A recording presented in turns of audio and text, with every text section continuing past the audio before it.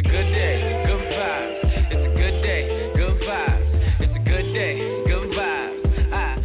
I realized that weekend that you have a lot of people who they'll allow life to make them victims.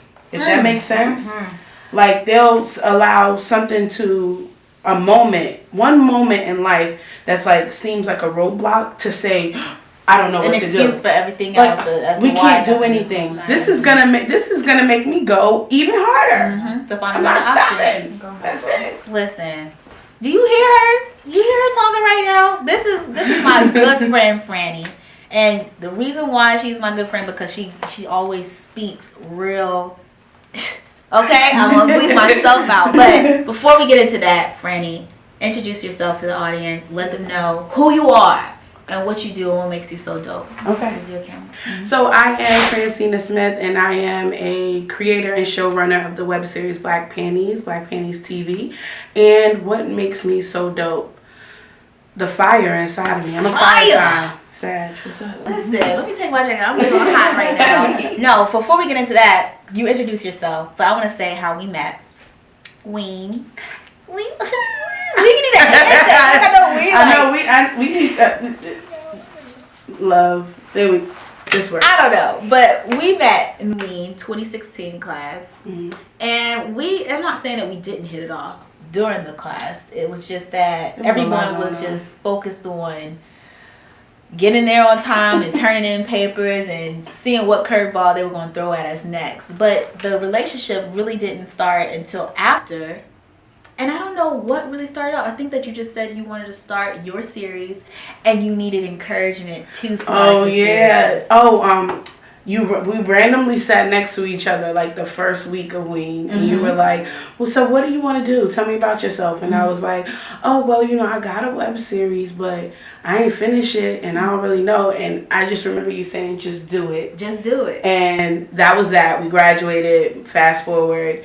And then I think I hit you up and I was like, I think I want to do it. And you were like, okay, so let me know when you do it. I didn't say that. No, you didn't. Okay, well, this sounds like that's a little rough. Because I remember your job. You lost your job. Oh yeah. And that really set the fire underneath you to really get it started. Yeah, I did lose my job. I was working in education, and I was using education as an excuse for me to say, I can't do it. I don't have enough time. I wound up getting fired, and right when I was getting fired, it was the day after my birthday. Sad, right? The day after my birthday, I got fired. And that weekend, the birthday gift to myself, I was holding auditions for season 1 of Black Panties. Talk about goals. I was just like, mindset. I don't know how this is gonna work, because the only reason why I had decided to just do it, produce the web series, was because at my job at the time I had gotten a raise, and I was like, okay, this is gonna work out. This is God. I'm gonna have the funds to do this. And then I got fired, and I was like, okay, well, I already put it out there that we were having auditions. I can't take it back now, and so that was kind of like the thing that put the battery they put in my back. It was me getting fired, because at that point I had absolutely nothing to lose. Like, it is what it is. Well, so what you want to do? Moment. So you're building your team. Let's start with that, because you spoke a little bit before the camera started rolling about alignment and people who are in your life. They're supposed to be there because God placed them there. Yeah. Tell me how you developed your team to even start the process of the table reading, because I know you had to have people on your side to get to that point. So even that was divine. Like, all those people that were a part of the team, I either knew them when I was growing up, or I was working with them in education, which was so weird. So I had posted about the web series, and one of my old childhood friends DM'd me through Snapchat. And at the time, I didn't really know how to use Snapchat. Now I'm barely on there still, Who's but on Snapchat? whatever. Nobody. Yes. Don't get rid of the doggy filter. So she hit me up. She was like, yo, friend, I see what you're doing. I want to help. How can I get involved? I was like, okay, yeah, I need you to come this weekend. You available? Let's put in that card. Let's see if this is going to work. So she came out. She helped, whatever. A few of the women from Ween you, Avery, Indy, and Brianna at the time just assisted me, just jumped on board.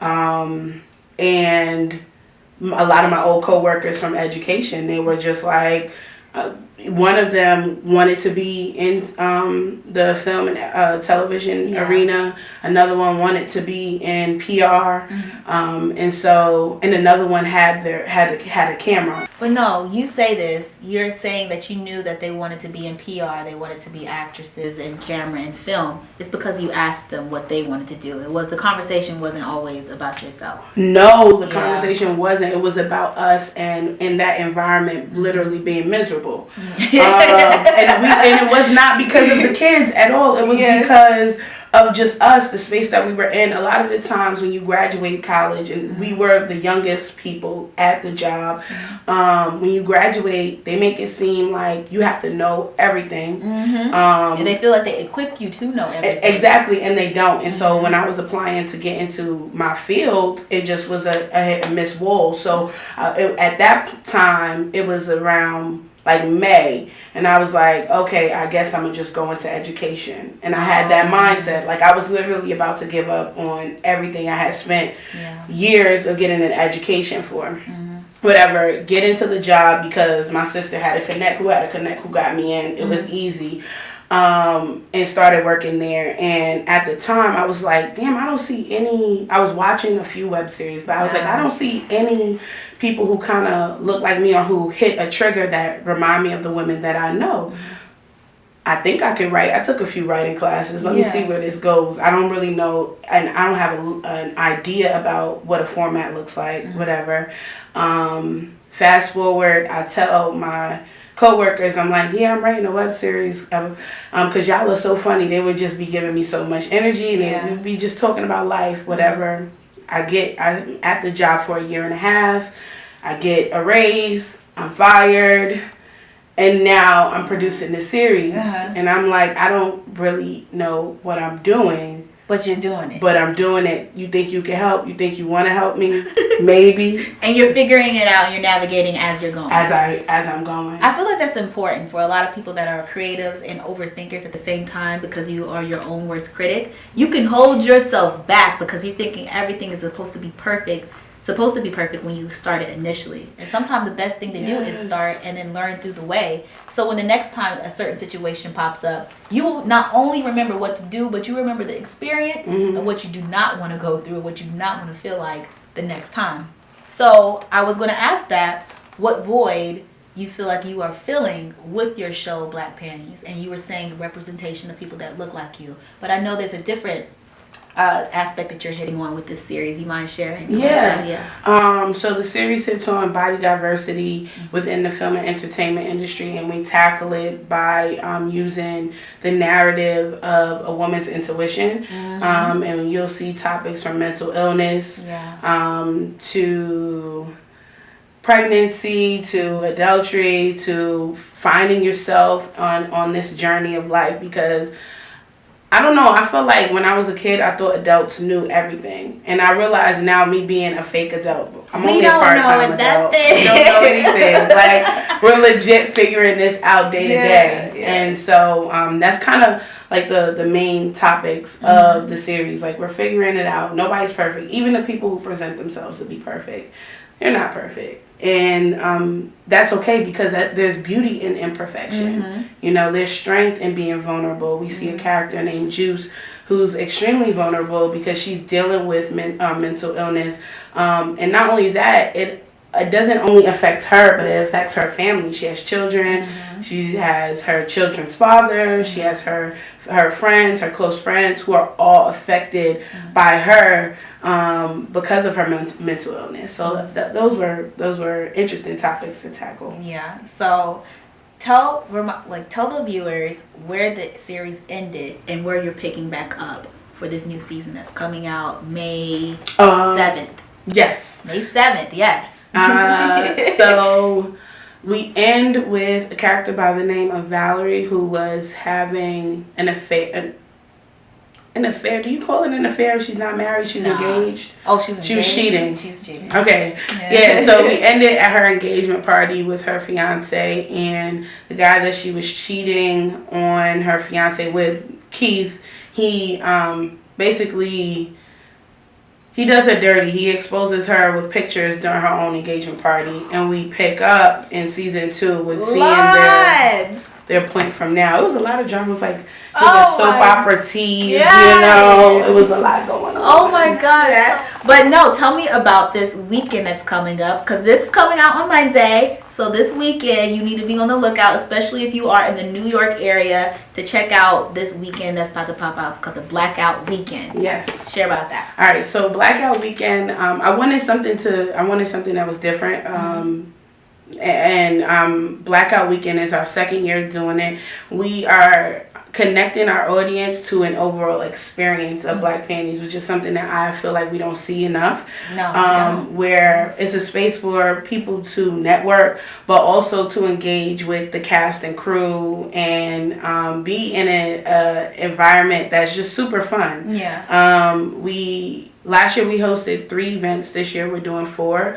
So we're starting off with Thursday night with a production magic panel where we invited other web series who created in New York. We got Situationships, Mistakes, Naps, and Love My Roomie. Shout out to those web series as well. I'll have to go to that. So that's going to be uptown in Harlem at Solomon and Cuff. Friday night we have a new event, which will be our soundtrack listening party exclusively for the artists featured in the series, for them to get exposure as well. No, this just makes me so proud, because I remember when this was an idea. Like, this is lit. Last year I went to the Blackout Weekend. And you hosted. And I hosted. But this is so... Go ahead. I'm sorry. I'm just so proud. Okay, keep going. It's okay. Go ahead. Saturday is our second annual Battle of the Sexes game night. That was so much fun. But this year we're adding a theme. So we're asking all guests to come dressed up in the 99s and 2000s. I'm going to come at Cisco. You can do that. Do my hair silver and some leather. Some red leather. Yes. With some dragons. Which video was that? Thong Song. I was thinking that. Okay. Who else? I don't know. That's another conversation. But I know I'm going to do some bejeweled appliques and you know why? Because she's hosting. Yeah, my bad. I might do costume changes. That's like a That's gonna be it. You need to outdo that, because now I'm thinking like, okay, she's coming in dragons. What's that? Nah, I'm not gonna do that. And then Sunday is a web series release party, so we're dancing, we're partying. It's gonna be at Kinfolk 90, and we released the first 3 episodes to the general public of New York. And if you can't attend, then you'll have to wait till the end of May to watch the series. Oh man, so I love on the first event that you're doing, you're actually collaborating with other creators of web series. That's amazing, because I feel like it's hard to find a new web series to watch. You have to go through recommendation, and the fact that you all can come together and expose one another audiences to another, that's amazing. That's a great idea. I think we need more people like that who are willing to give their insight. Because I think that in our society we have a tendency of going through an experience and being so selfish that we share it to no one. And the only reason why we experience for us to share our experiences with each other. Like, that's the purpose of life. I don't go through my life just for me. It's for someone else. And so on and so forth. And so for me, I wanted a space for other web series to feel the love that we're coming with, and also for us to connect. I never met them. I've heard of them. Never met them really. Only one, the creator of Situationships. That was it. So you're sharing your life, sharing your experiences. So your character in Black Panties, is that your life? Is that my life? No. It's pieces of me. It's pieces of me in all of the characters, to be honest. Mahogany's character, her journey of just finding herself, I think I'm definitely in that space. Finding myself as a creative, as an artist, as a filmmaker, as an actor in this world. Who am I? How do I separate myself among the thousands and the tens of thousands? Do you see your series, like if Netflix reached out to you or Hulu, do you see yourself allowing Netflix to promote your content? Have your content there? I do. Only if they still allow us to tell the genuine story. I still would want it to be raw. I don't want them to. Yeah, I'm gonna just leave it there. Yeah, Netflix, highlight your girl. Please do, because we need money too. You feel me? You feel me? So I take it all back. Yes, Netflix, come. Okay, so I can't wait for this second season and see how she's gonna handle this backlash, because it's gonna be a lot. Oh yeah, you talking about Valerie? Yeah. Oh yeah. She goes through a lot. I think for me, I think we have an idea of what hashtag Black Girl Magic looks like, and I think that sometimes we don't include the mistakes that we make, the errors, the ugly pieces of ourselves in Black Girl Magic. That's so true. And we write it off as being junk. And that's not junk. That's Black Girl Magic. And for me, that was the push of the series. And Black Girl Magic can be identified through other races and cultures and religions and so on and so forth. However, we have a tendency of being so exclusive of what counts as Black Girl Magic. So is this going to tell the story? Are you going to make Valerie redeemable? Is that going to tell too much? Because I feel like that's what you're saying is so true. We completely omit the mistakes along the way, the things that we don't want everyone to know, because we want to be so perfect to show that we are just as good as every other woman, the Asian woman, the white woman. So we completely omit. Okay, we do our dirt too. Yeah. So you can't tell me. I hope that you do. I would love to see that narrative of how you can bounce back or how you handle that situation, because I don't feel like I've ever seen a woman shown in that light of infidelity and then all is forgiven. For the men, you see that. We see that all the time. All the time. That's a part of our culture. But you see it all the time. But what about for the dynamic that's changing with women's equality, and we want to be seen in the same equal right as a man? So this is going to come out even more with hashtag Me Too. What if we have a case of a hashtag Me Too with a woman? How are we going to handle that? What if it's a Black woman? How are we going to handle that? I don't think we are going to handle it. I think that, I don't know. I feel like it's a real thing. It's a real thing that probably has happened or, could happen, that a Black woman has put herself in that situation and they seem like the picture perfect woman. What would we do if that was brought out to us? Are we going to R. Kelly the situation and be like, oh, well, all this stuff that she did is cool, we just going to ignore that? I don't think we should. I think here's the thing. I think that because we're Black first, a lot of the times we have